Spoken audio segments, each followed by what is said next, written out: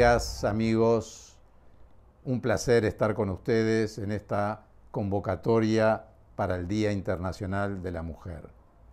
Agradecer a la señora Silvia Sánchez Alcántara su invitación a participar de este evento multitudinario que me trae recuerdos muy vívidos. Allí en el año 2010 estábamos en el Auditorio Nacional del DF con una asistencia multitudinaria presentando un tema que tenía que ver con la manipulación en las relaciones humanas. Pero hoy nos convoca otro tema. Hoy nos convoca el reflexionar acerca de qué es lo que nos ha sucedido. Y para eso tenemos que hacer un poco de historia. Allí a fines del año 2019 recibíamos las primeras noticias desde un país muy lejano, desde la China, donde empezaban a haber una serie de casos clínicos que culminaban en su gran mayoría, sobre todo en los adultos mayores, en la muerte. Y en un principio nos pareció una información más de las tantas que nosotros recibimos cotidianamente a través de los medios de comunicación. Sin embargo, rápidamente esa situación epidémica en China se convirtió en una pandemia. Y empezamos a recibir noticias terribles de Europa. Y de Europa se trasladó a la América Latina y a Centroamérica. Y en poco tiempo la humanidad entera quedó envuelta en las garras de esta pandemia. Y no vamos a hablar de los aspectos médicos o científicos, porque para eso justamente están los investigadores, los médicos, los científicos, toda esa enorme cantidad de seres humanos que estuvieron y siguen estando en la primera línea de lucha. Yo me quiero referir fundamentalmente a cuáles han sido las repercusiones emocionales de esta pandemia que hace 2 años que nos viene azotando. Y cuando empezamos a recibir las primeras noticias en cada uno de nuestros países, lo primero que nos ocurrió fue sentir miedo. Un miedo que rápidamente se convirtió en pánico. Y no salíamos, salvo lo imprescindible, a la puerta de nuestra casa. Únicamente aquellas cosas de la supervivencia que necesitábamos hacer. Y eso trajo una serie de situaciones conflictivas, intrafamiliares, pero también personales. Y una de las primeras fue la soledad del alma. Y vamos a detenernos un instante en este concepto. Habitualmente nosotros manejamos 2 tipos de soledades. La soledad elegida, que es aquella situación en la cual una persona, hombre o mujer, elige transitar solo o sola por la vida. Quizás sea el mejor espacio para poder conocerse a uno mismo, para ingresar en el jardín de nuestro corazón, tomar un café con nosotros mismos y definir qué es lo que verdaderamente queremos en la vida. Si queremos continuar en esa soledad o si una vez que hemos reflexionado acerca de nuestra realidad, queremos volver a interactuar con otros seres humanos, eventualmente conformar una pareja. Y está la otra soledad, que es la soledad impuesta, que es aquella soledad que tiene que ver, por ejemplo, con rupturas afectivas o con fallecimientos, con pérdidas, que evidentemente obligan a transitar por un duelo hasta poder recuperar el equilibrio emocional y la paz interior. Pero esta pandemia puso de manifiesto un tipo diferente de soledad, que es la soledad del alma. Quizás por primera vez muchísimos de nosotros tuvimos que reflexionar acerca de la importancia de la vida, la importancia de conservar la vida. Y aún estando en el marco familiar y en el entorno que nos podía contener, todos nos fuimos preguntando en esa soledad del alma, ¿qué va a pasar conmigo? ¿Me voy a enfermar? Y si me enfermo, ¿cuál va a ser la evolución? Porque veíamos a nuestro alrededor cómo los sueños y las ilusiones y la construcción de toda una vida se podía perder en el término de una semana o de 2 semanas. Y esa soledad del alma nos obligó a reflexionar y a tener un diálogo interno, a comenzar a preguntarnos aquellas cosas básicas y fundamentales que únicamente nuestra alma puede responder. Y así fuimos transitando por todas las distintas etapas, con las distintas olas que fueron apareciendo, con algunos periodos de remanso y otros periodos de picos terribles que de alguna manera marcaban la partida hacia la eternidad de miles y miles de seres humanos. Pero el tiempo ha pasado y aún hoy que tenemos las repercusiones importantísimas de todo lo que hemos vivido, hay un amanecer de un mundo diferente. ¿Qué significa esto? ¿Por qué el amanecer de un mundo diferente cuando el anhelo global de los seres humanos es retornar a la vieja normalidad? Y yo te pregunto a ti, ¿cómo podemos retornar a la vieja normalidad cuando hay más de 5 millones de personas que perdieron la vida? Y miles que la siguen perdiendo alrededor del mundo. ¿Es lógico pensar que debemos retornar a la vieja normalidad? ¿O debemos construir entre todos una nueva normalidad? Una nueva normalidad con seres humanos más humildes, con seres humanos más solidarios, con seres humanos capaces de tender una mano a un semejante para ayudarlo a recorrer el camino de la reconstrucción de su vida. Porque ¿cuántas personas alrededor del mundo quedaron sin su trabajo? Empresas que cerraron, empresas que reconstruyeron su plantilla de trabajadores. ¿Qué hacemos con todas esas personas? Más allá de que una buena parte pudo acogerse a los beneficios de la seguridad social, todos sabemos que eso también tiene un fin. Eso tiene un tiempo que se va prorrogando hasta que en determinado momento o la persona es reintegrada a su trabajo o de lo contrario queda absolutamente desamparada. Esa es la nueva normalidad. ¿Cómo podemos añorar la vieja normalidad?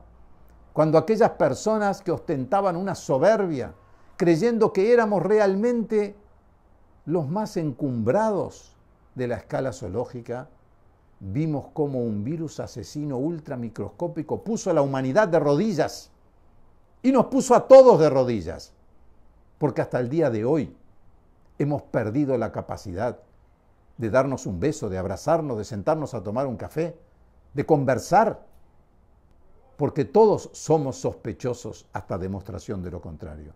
Sospechosos de ser portadores del virus, sospechosos de poder contagiar a otras personas. Entonces, ¿cuáles son los desafíos de la nueva normalidad? Son múltiples. Y esos desafíos únicamente los podemos sortear entre todos. Se terminó la individualidad. Acá vimos que si yo me cuido, te estoy cuidando a ti. Y si tú te cuidas, me estás cuidando a mí.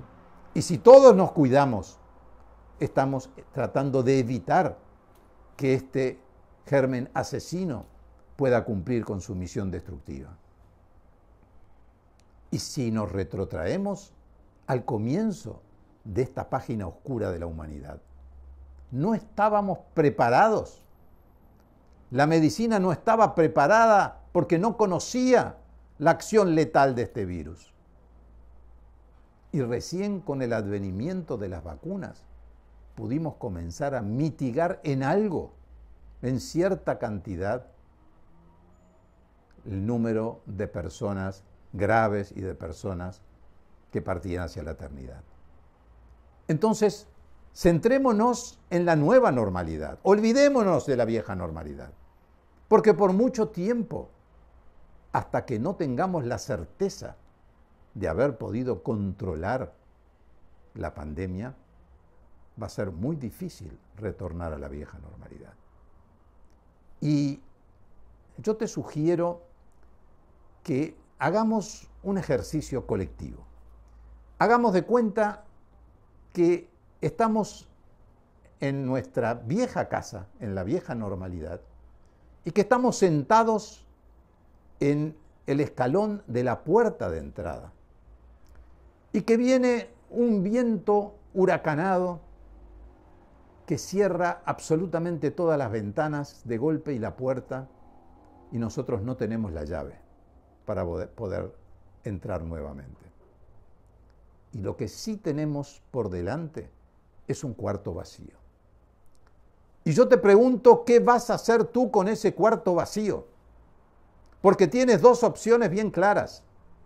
Lo puedes dejar vacío para siempre, o puedes comenzar en esta nueva normalidad a ponerle aquellas cosas que tú sientas que son necesarias para poder reconstruirte, reconvertirte y poder posicionarte de la mejor manera en esta nueva situación de la humanidad.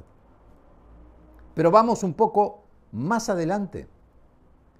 ¿Cómo tenemos que ser los seres humanos en el futuro cercano? Algo ya dijimos: más solidarios, más humildes. La soberbia quedó demostrada y el poder económico, material, no ayudó en absoluto a que esas personas pudieran salvar sus vidas. En las unidades de tratamiento intensivo todos somos iguales, todos estamos sin ropa, todos estamos conectados a un respirador y nadie nos pregunta de dónde venimos ni hacia dónde vamos, si es que realmente tenemos la dicha de poder recuperar nuestra salud. Entonces, con ese cuarto vacío, lo primero que tenemos que hacer cada mañana es ser agradecidos.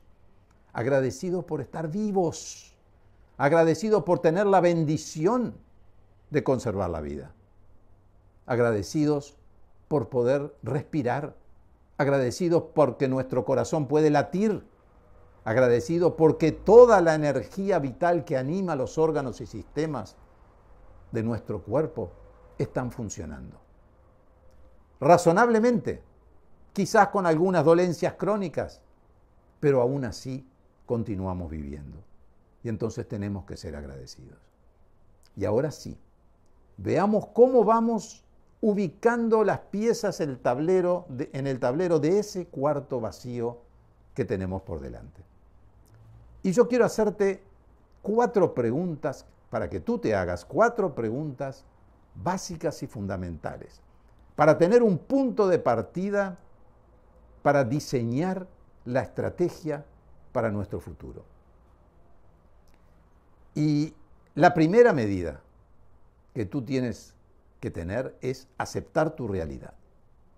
Todos los seres humanos tenemos una realidad y esa realidad está conformada con los 3 tiempos de la vida: con el pasado, con el presente y con el futuro. Y el pasado es un tiempo que tú y yo ya vivimos.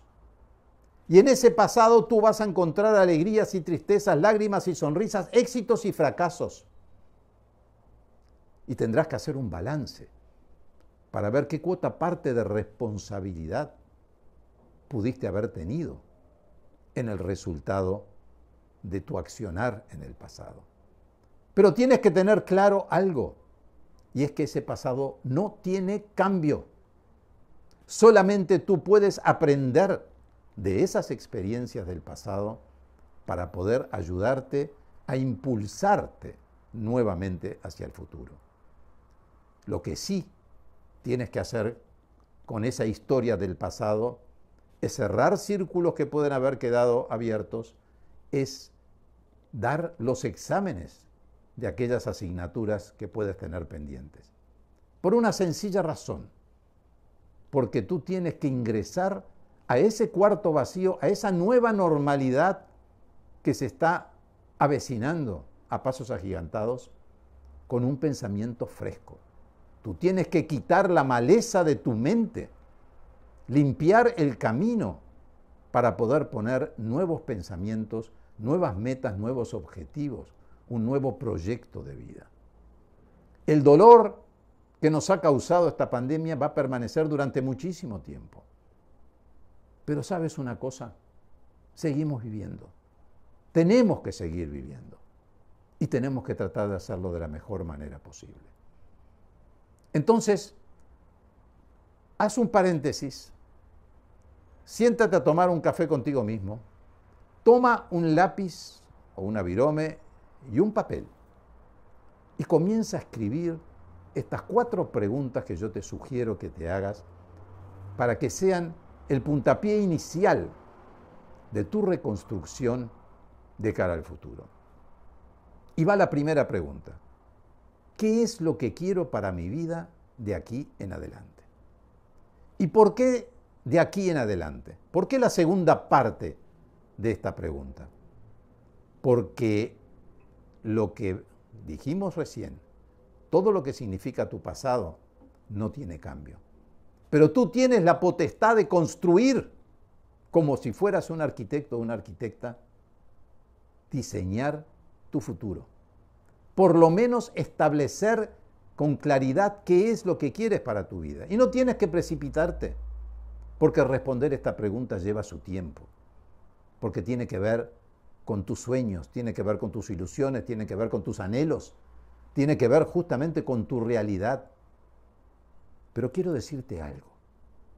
Cuando tú pienses en qué es lo que quiero para mi vida de aquí en adelante, tienes que tener cuidado con lo siguiente, con el lenguaje que tú utilizas para referirte a tu persona. Si yo te planteo una determinada situación y te digo, mira, quiero que tú hagas esto, y tú me dices, no, mira, Walter, yo no puedo hacer esto porque esto está por fuera de mis posibilidades. ¿Qué es lo que estás logrando? Estás estrechando tu visión acerca de lo que yo te estoy proponiendo. Ahora, si tú me dices, mira, Walter, esto es muy difícil, pero yo voy a hacer el esfuerzo para tratar de poder realizarlo, tú estarás expandiendo tus posibilidades. Y esto te sirve para cualquier escenario de tu vida, para cualquier actividad y actitud que tú tomes frente a la vida. Siempre tratando de expandir, siempre tratando de abrir, siempre tratando de dejar un camino libre para poder cumplir con tus sueños y tus ilusiones. Y hay una segunda pregunta, que es la imagen en espejo de la primera. Y es, ¿qué es lo que no quiero para mi vida? Y quizás sea más fácil contestar esta segunda que la primera, porque cuando yo me planteo qué es lo que no quiero para mi vida, recuerdo todas aquellas cosas que me han lastimado, que me han herido y que probablemente me han dejado heridas abiertas en el alma, que aún todavía pueden estar sangrando.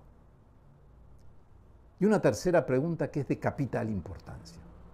¿Cuál es el precio que tú estás dispuesta a pagar en cuanto a compromiso para lograr aquello que quieres?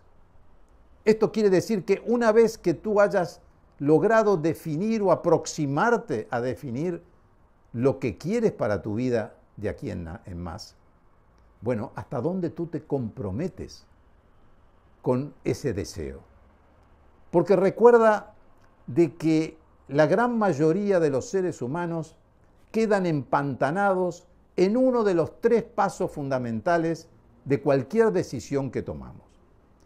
A ver, cuando tomamos una decisión, primero analizamos la intención, es decir, ¿qué es lo que quiero? ¿Verdad? O sea, ¿cuál es el problema? ¿Qué es lo que quiero? ¿Qué es lo que voy a definir? Es la intención. Luego tomo la decisión. Bueno, ya decidí que es esto lo que quiero hacer. Pero el último paso es el más importante y es el que más trabas provoca, que es el pasar a la acción. Sin acción, todo queda en el terreno de la ilusión, ¿verdad? Yo quiero, sí, yo siento que quiero, pero no soy capaz de dar ese paso.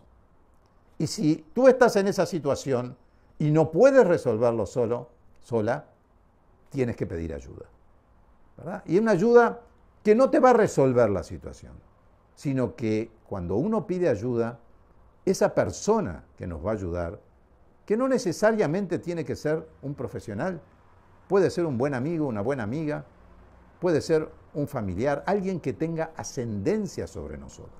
Por supuesto, que si podemos recurrir a un psicólogo o una psicóloga, ese sería quizás mejor. Pero no nos limitemos, porque a veces hay limitaciones de todo tipo para poder acceder a una consulta profesional.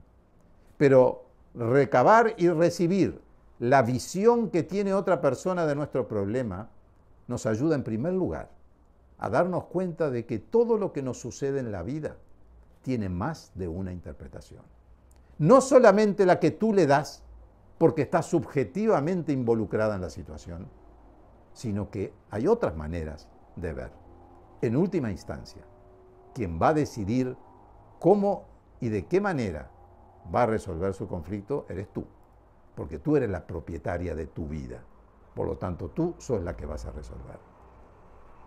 Entonces dijimos, la pregunta 3, ¿cuál es el precio que tú estás dispuesta a pagar en cuanto a compromiso para lograr aquello que quieres?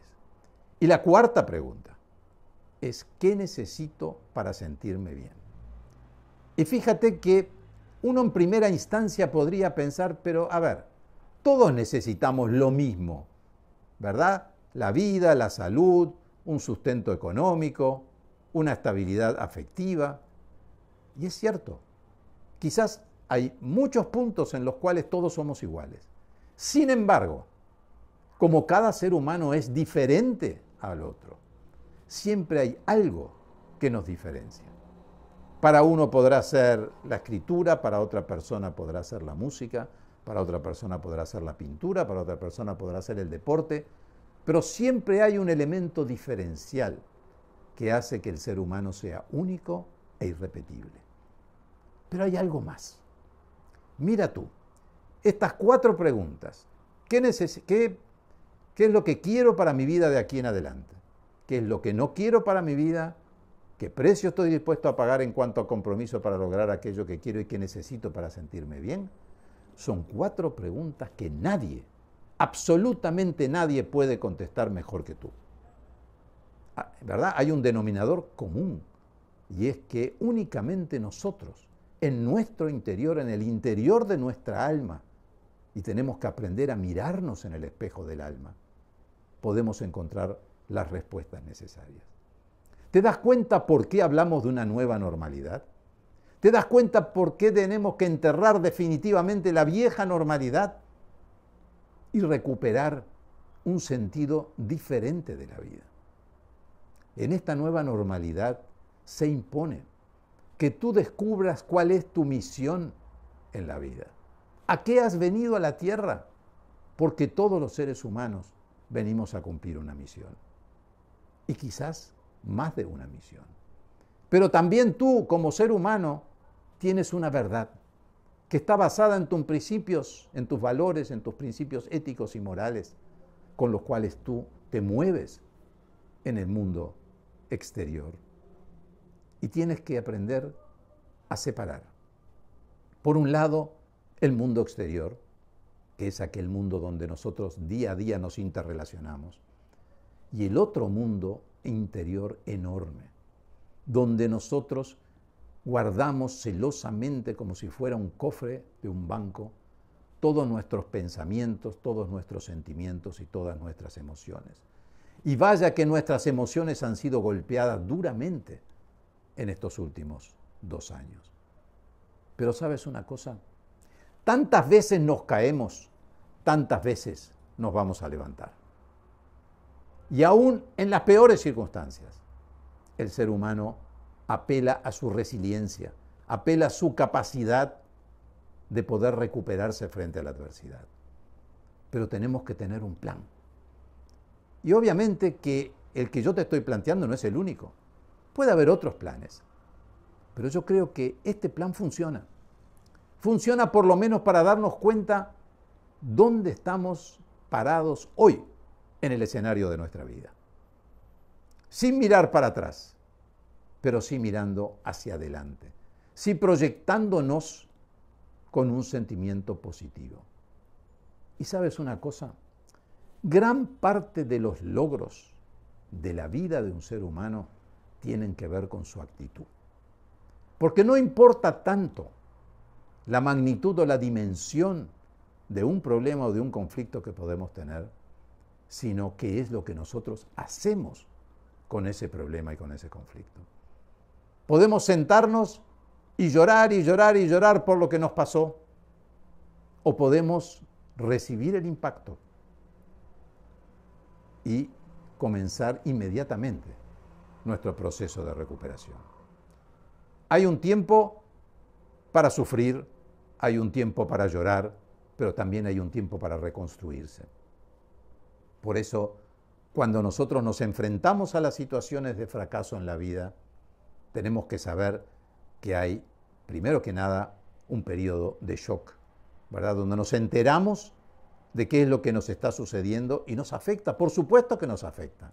Y nos afecta profundamente y es el momento de llorar y es el momento de que alguien nos contenga, nos abrace.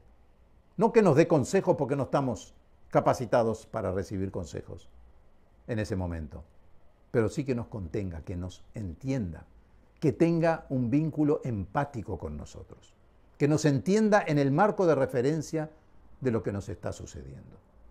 Esto es estrictamente necesario. Pero luego suceden una serie de etapas hasta que llegamos a una rotonda.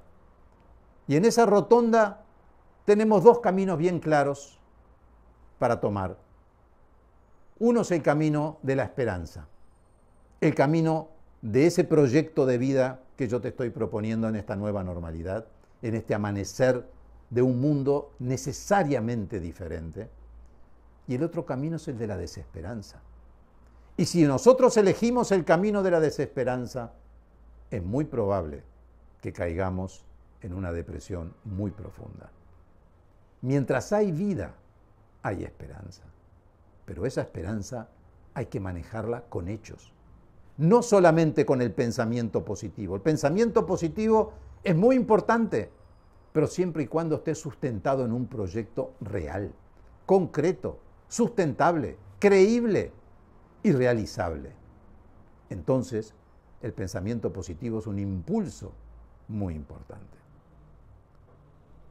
En suma, hemos atravesado y seguimos atravesando una etapa muy dura para la humanidad. Pero la idea es que, de alguna manera, entre todos, vamos a salir, vamos a poder encontrarnos nuevamente con una sonrisa, nos vamos a poder abrazar, vamos a poder intercambiar opiniones, sentarnos alrededor de una mesa, sonreír y divertirnos también, ¿por qué no? Todo esto en algún momento va a pasar. Yo quiero que tú hagas el esfuerzo de plantearte tu realidad personal, que puedas diseñar un proyecto de vida basado en tu fortaleza y que puedas trabajar sobre aquellas debilidades o carencias que tú vas a encontrar cuando te dispongas a ingresar en el jardín de tu corazón, a sentarte a tomar un café contigo mismo o 7 cafés contigo mismo, hasta que puedas definir qué es lo que quieres para tu vida. Muchas gracias.